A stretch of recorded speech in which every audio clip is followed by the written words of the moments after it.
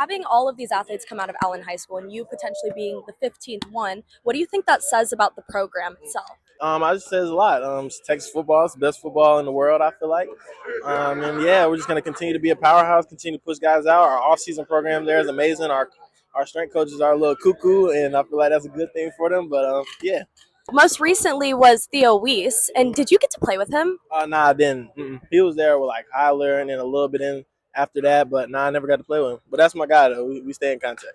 I would assume so, the alumni. Going back to like when you were in high school and maybe just kind of those really like annoying workouts that now you look back on it and you're like, that actually set the foundation for helping me get here today. What were those moments? Yeah, it was amazing to look back on it, especially during this combine process, just being a lot of questions about the past and like where you came from and stuff like that, and really being able to reflect on that. I think it's been amazing. I feel like it was a blessing, but at the time I probably didn't think that. But looking back on it, I do. Okay, is there a specific workout that you hated that now you're like, this is kind of the foundation of me? I used to be bad at bench, to be honest. I used to be really, really bad at bench. I couldn't bench no more than 25 on each side, and I was just bad on the bench. And now I'm really good at it, which is kind of crazy. But What is the first thing you're going to get your parents when you accomplish your dreams? that's a good question. That is a great question. I don't know. Whatever they want, I'm gonna ask them. Last question. Who's going to win March Madness? I have Florida winning it. To be honest, they were just so long, and I thought their defense was gonna win championships, but that didn't happen. But now, damn sure not U of A. But I'm gonna say Iowa. I'm gonna go with the sleeper team. I feel like I've been slept on a lot of my life. I'm gonna go with the sleepers. Obviously had a very happy, good day today. I want to know how you're feeling. Feel amazing. Feel amazing. Definitely a lot of joy seeing the other guys get after it too. It was definitely. I mean, all these guys we all came in around the same time, seeing everybody. I mean, fulfill their dreams out here and put their skill set in front of these coaches. It was definitely fun for me just being able to watch them and support them too. So you're from Nigeria, and I just want to know, going from there to now, like, do you have this resurfacing thought that, like, where you are right now and where you came from, what is that resurfacing thought that maybe you can't quite understand? Yeah, it's a lot of stuff that played into it. Definitely, my family, both parents, the sacrifice they made to bring their kids out here, put us in the position we are today. Just better environment. As kids, you don't really understand that. Now, I'm getting older, understanding all the hard work they built in a whole different country and moving, how hard that could be, and very challenging for them. So, I mean, hats off to them. So, I mean, as I got older, I really got to understand the sacrifice they made, and I mean, that's why I just carry on with me every time, being selfless. And you have a foundation in basketball and soccer. And I know that that's good for an O lineman. So, as you were growing up, how did that kind of separate you from just even now? Like, how does having your foundation of these other sports still help you as an athlete? I mean, the sports, I feel like it helped me a lot. Basketball, especially soccer with great feet. Basketball still keep you kind of conditioned, but they all kind of played a part, and you can always still a certain skill set for everything you do in life, for sure. Can you kick? Can I kick? Wow. I haven't kicked in a long time, but I've tried kicking in football. It's a lot different from a soccer ball for sure, but I could still play soccer actually, but not kick. Like if you're talking about a 40-yard field goal, no man. I feel like you could, but that's okay. I mean, it Okay. takes time. Like I said, training. I think I do. You can do whatever you want in life. You obviously put time and work into it, but I've been practice kicking, so I can't just I'm gonna go out there and kick it. You know, but if you give me a week or two, I can get it done for sure. But way back when Kenny was looking for a kicker, you were just kind of trying to stay on the down Yeah, I low. was still. I mean, my first year here, still trying to learn more about football as I can. I couldn't just go distract myself and start kicking. You know what I mean? So What are you feeling as you go into these next couple weeks? it's a lot of different feelings you get out of this. But just trying to stay in the present and not really be thinking too much about the future because that's when I think you get nervous and all that stuff. But just staying in the present and just focusing on the now for sure definitely is the key. But I mean, when that day comes, then it's gonna be a lot of rare nerves going off. But right now, I'm just dominating right now what's in front of me. And who's going to win March Madness? You want me to be honest? I might not like this answer. I don't want you Actually, to be yeah, I'm honest. gonna keep it to myself. Okay, I I'm think gonna we keep it both to need to myself. just end the video now. Yeah, I'm gonna keep it to myself. Your time here at ASU is like It's going to be short lived. Yeah. Last year was really, you were coming in and then you quickly became this leader, and now you have one more season to make your pitch to the NFL. So, what is kind of this season meaning to you? What does it feel like? Really, no pressure. Just out here having fun. This is a game I grew up playing, and that my parents put me in at a young age. So just going back to that person, just having fun with it. Like you said, leading my brothers. God has given me the opportunity to be a leader on this team. So just taking on that role, trying to lead by example, and talk when I need to, learning how to lead like each individual person.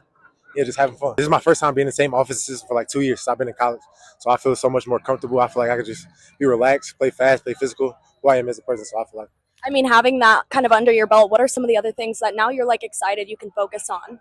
really team goals. I want to win, and I feel like being here is this culture we have here. It let me know what it takes to win. So just adopting that mindset and passing it on to my brothers, and yeah, I'm ready to win some games. Yeah, and you've talked about kind of your different eras of football, your just football career. What would you say, just looking back on it, you have obviously one of the biggest seasons of your life ahead of you, but what is one of the favorite eras you've had as a football player, whether it's different schools or just growing up? What would you say?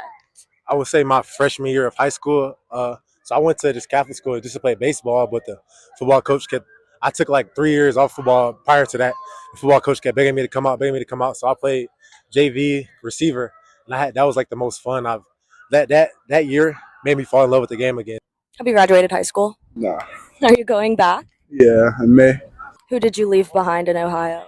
My mom, my dad, my two brothers, sister, grandparents. It's really a lot of people. But in July they'll be moving out here, so Yeah, no, you were not going to sign here unless you had full trust in Coach Mons, obviously. So, kind of just knowing his success with veteran tight ends before you, and even with Kamari as kind of the leader of your guys' group, what makes you excited about knowing that he is actually going to make you a better player? How can you tell? he just loves the game. He loves the coach. He loves everything about it. He's been doing it for almost his whole life. So I can put my career in his hands. I believe.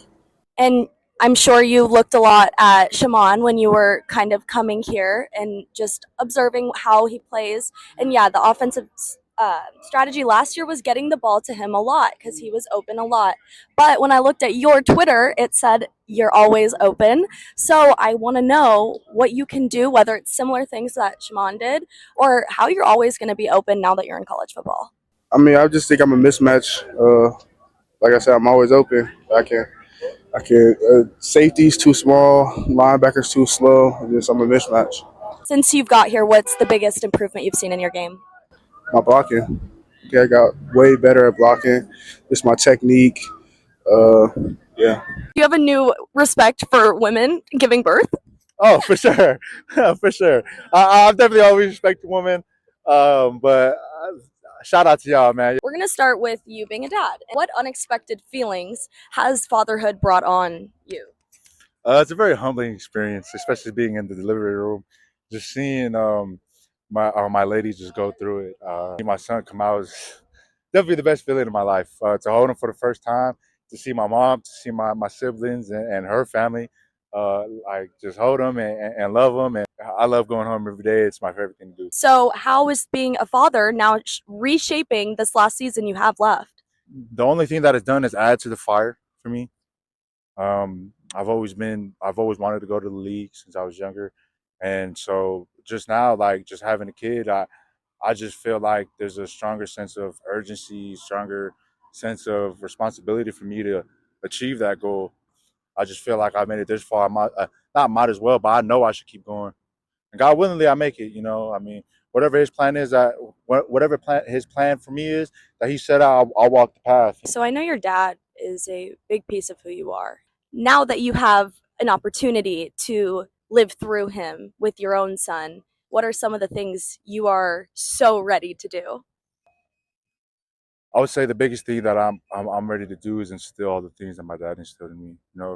Rest in peace and rest in love to my dad. He was a great man, and like I said before, like if I could be half the man that my dad was, I would be the best man in the world. And my dad, he was my hero, and you know, it sucks that my son can't be my dad. It really does suck. but I feel like, but that has taught me a lot, um, from waking up at 4 a.m. for him to just yell at me and go run, to going to church after a long day, to learning how to push and learning how to persevere. I mean, my dad has so many ways to just push me, and I feel like since I've been pushing myself, now I have somebody else to push. Did the number of Texans already committed to ASU influence your decision? Oh, definitely. There's a lot of the Texas to Tempe thing it's a real thing. I feel like almost half the team is from Texas, and it makes me feel comfortable and at home. I want to know how you think the number of Texans is going to influence the culture this team already has. I feel like us Texans, we're here to compete. I mean, we take pride in Texas. Everyone, that's always a big thing in our locker room. Texas versus Cali ball. So I want to know how Coach Dyron Reynolds has developed you already in the short time you've been here. yeah, he's definitely got me ready. Getting me the reps, getting me the mental reps. He's like an NFL coach. He lets us have freedom. He lets us mess up. But if you keep messing up, then that's when it becomes a problem. You've been a standout freshman so far, and it's people are taking notice. What's your secret? Just come here to work. Just come here to grind, put your head down. I feel like it's a fresh start. I came from like the hometown hero to just a normal player, and I'm trying to get back to that. Going from the hometown hero to now being a number, how does that feel? There's a lot of athletes that have to shift that mindset. What do you feel like that experience has been for you? I feel like that was very exciting for me. I get a brand new fresh start. I get to build a brand new identity here at ASU. How did you know you guys wanted to take this to the next level and play in college? To a school that Yeah, so we played at Hamilton High School for 2 years. We absolutely fell in love with it. We had great coaches, we had great friends on the team, a good culture. So our coaches really poured into both Sophia and I a lot. So then when we got to ASU, we were like, we have to have something. We have to have something. I'm not ready to give up this dream of playing this sport. So I instantly spoke to ADs, spoke to sports club people, and then here we are. It's so awesome to see them all over there practicing in their little shirts and stuff, because it's come a long way for sure. Sierra and I have always been short of the amazing opportunity that these girls get. We want to continue this dream. We had such an amazing time playing in high school, and we were but we want to go somewhere that has not just a great culture, but we want to also play the sport that we love. So she decided to get the ball rolling and started here at ASU. I want to know what it felt like when you were asking and when you first got the, okay, Sierra, we'll give this a try. Honestly, when I was drafting it, the whole email, I was like, this is something I'm passionate about. I know I'm going to do it. If I have to go to the highest person, I'm going to go to them. If I have to go to Michael Crow, I'm going to go to him. So I knew that it's what I wanted to happen. So I was willing to talk to whoever I had to talk to make it happen. When I got the answers back, I was so excited. I was just happy that they believed in me, to lead it. I think that was the biggest blessing of the whole thing, just that I could do it, that they gave me the approval to do it. So What did he say in that email? So he said he directed me to ASU Sports Clubs, and we kind of talked about it. He kind of talked to me about how it could be a sport and why it's not. So I understood why it's not yet. Basically, it's because of some Title IX rules and stuff like that, and then obviously funding, and then we'd have to have a conference to play in. So that all made sense, but I just wanted to have something. So I was happy that he gave me something to be able to work with. You're a hometown hero. We really have not had an Arizona kid become the Arizona State star in a very long time, and you're obviously watching Jordan be so successful, and you have so much time to do that for yourself in front of your people. What does that opportunity feel like for you? It's a unique opportunity, and with Hines, that's one of the goals I have for myself. To bring that hometown, so for the future recruits that are coming out of Arizona can experience that too, and I could just build that stepping stone for that. So, Who do you want to be to those kids? just a role model. Just a person that they look up to and want to be one day. If you grew up in Texas, you're big on respect, What was it like going to high school in the come up of ASU and then getting recruited by Kenny? I mean, it was crazy, you know, when ASU first started talking to me, I talked to Dillingham, and I knew he was going to have this program in the right direction, you know.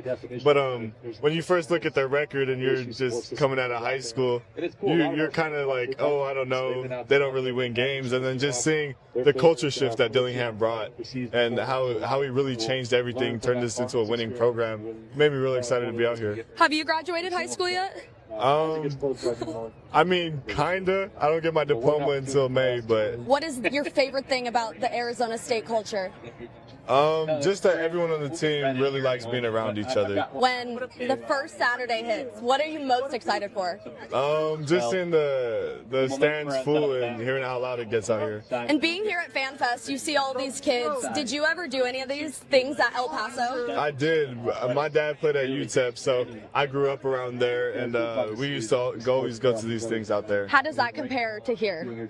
Oh, I mean, UTEP's cool and all, but Tempe does a little better. Well, first of all, let me just give a shout out to the Fiesta Bowl Flag Football Classic for putting on such a wonderful showcase of what currently is flag football, but giving people really insight on what the future is going to look like. And you're a wonderful example of a woman who has made her place in the world of football. But like you said, you didn't have a platform like this growing up. What do you think having this platform, these girls are going to be able to do one day to be the next wave of women in football? Well, you know, they've traditionally called football the final frontier for women and girls in sports, and seeing this, you can see that what was the future is finally here, and these girls are playing that legacy with each rep that they take. We used to say that anytime you stepped on the white lines, you were winning, and the girls who are the future stars are surrounded by some of the women who paved the way. I don't know if you know this, but not only is there myself, but you have Phoebe Schechter, I saw Liz Sowers, and those are national team members who, you know, get to see now playing out what we played for. Absolutely, and knowing what you know, especially seeing this platform open up for these girls, what advice would you give them? Oh my gosh, there's so much advice that I would give these girls, knowing, gosh, what we saw not having it. But the biggest thing is, like, this locker room is so special. These are the relationships, both those that you play with and those who challenge you to be better. They're the relationships you're gonna have for the rest of your life. And it feels like when you're playing that's gonna be there forever, but it's also the thing you will always take with you, defines who you're gonna be as a person, and it's what you're gonna miss most when it's done. So take every down and play it like you were last. Leave every single bit of energy, passion, and talent that you have on the field, so when you look back, you're like, yep, I did the damn thing, and we did it together. And what are some of the details put on by Fiesta Bowl that you think differentiate this from just a tournament to an ESPN grade event? I mean, start to finish, it's been the level of professionalism through which the event has been curated first, right? Like, again, the media day, bringing them in, it's the same Fiesta Bowl hype that the guys get, and they haven't said, well, we want a lesser version because it's the girls. It's like, no, we want to create a new standard, and you can see it in, you know, the media day, in the player tent, bringing Oakley in, right? Like, Oakley has been one of the biggest movers for flag football for girls, and to see them here representing, and obviously the girls, I mean, they are certainly taking it all in. Like, I kind of want to join in. You should join in. We'll both join in. Right. Oh, walk with it, walk with it. Right. Yeah, call now, walk with it, walk with it. If you had the opportunity to go be that quarterback at ASU right now, you know the NIL money is coming. You know the fame, honestly, is coming. What would you prioritize? I want to first start off with how you think Arizona State has changed from the era you played football to now. Well, one of the most noticeable changes for us is that the football offices are on the north side of the building now. That's the first instead of the thing south you say. side. Well, I mean, you asked me for differences. I think it's still there's still a lot of heart and soul in being a Sun Devil. There's still, with Kenny back, there's really emphasis put on it matters to wear those colors. When you're putting a patch of number 42 on there for our old buddy Pat, you know, it's you're putting a lot on those players to stand by a certain way of approaching life and football in general, just how to be a good person. So, you know, one thing that hasn't changed is that grass. It's the best grass in America. It's such a beautiful. great playing surface. I do like the new stadium. I like the way it feels. It feels great when it's packed house. But otherwise, I don't think it's changed much. You know, the kids that come here are the type of players we want to have, and I think that Kenny's done a great job. If you could describe very simply the era of football you guys played, the time to now, how would you describe that era versus now? A bunch of like struggling, poor, hungry college students playing football, going to class, to rich, overpaid, fed well athletes not going to class. I mean, it's still football. But Yeah. we just were, it was different because we weren't getting paid, but we were getting a scholarship, we were doing all that. I believe the athletes, it's nice to see them get rewarded to some degree. Are they doing it right? I don't know, we'll find out. But at least these athletes now are having something to put in the bank to have for later in life, or even just to be able to get some food.